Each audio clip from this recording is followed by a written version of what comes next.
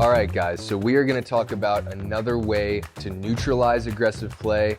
You're playing against somebody that's hitting some really hard shots, some speed ups, and you're not sure how to get out of that pattern and sort of prevent them from crushing the ball at you. Well, we have a solution, and we're going to talk about dinking to the middle, and in particular, making the ball bounce in the middle. But firstly, the most important part about this is for me to tell you to subscribe to, that subscribe button right there, Selkirk TV. Super important because there's podcasts on there like, I don't know, the James Ignatowich show, the James Ignatowich podcast. Is that what it's called? Maybe check it out. It's pretty good. But there's also highlights. There's a bunch of stuff. Selkirk TV is awesome. So make sure to subscribe. I'm already subscribed, so you can just follow my lead on that. All right, so anyway, I think that dinking it to the middle is the best way to neutralize somebody who's trying to pull the trigger at you a lot. You'll see this a lot at the highest level in pickleball.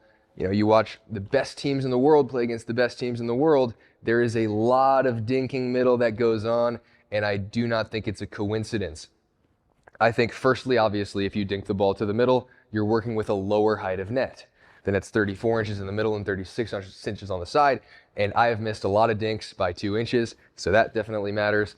But the other thing is, if somebody speeds the ball up at your team against you from the middle, and I'm here, right on the right, if they speed it up from the middle and it goes to the right of my right shoulder fast as a speed up, it has to go out.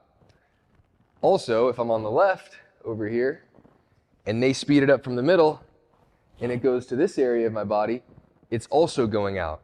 So if you can make the ball bounce in the middle area, maybe 3 feet from each center line, as you're just kind of neutralizing defensive dink, you are effectively shrinking the court by doing that. Because if I were to dink my defensive dink over to that sideline, to the side of the court, well, I got to cover this line. They can go right to the line, they can go right at my body, they can go to the middle, and then they can also actually make a pretty aggressive shot cross court. They have the whole court to hit into. From the middle, if you hit the ball hard, you actually don't have the whole court to hit into, if that makes sense. Could be a little confusing. But anyway, give it a try. And lastly, make sure that you make that ball bounce. An out of the air attack from the middle, that can be pretty tough to deal with. But if you can make the ball bounce in the middle, maybe even, the shorter the better, I would say kind of, almost halfway between the kitchen and the net, maybe a little kitchen line and the net, maybe a little closer to that kitchen line. That could be the sweet spot because I love to speed the ball up. And if the ball bounces here, I'm probably not going to speed it up. So yeah, you should take my advice.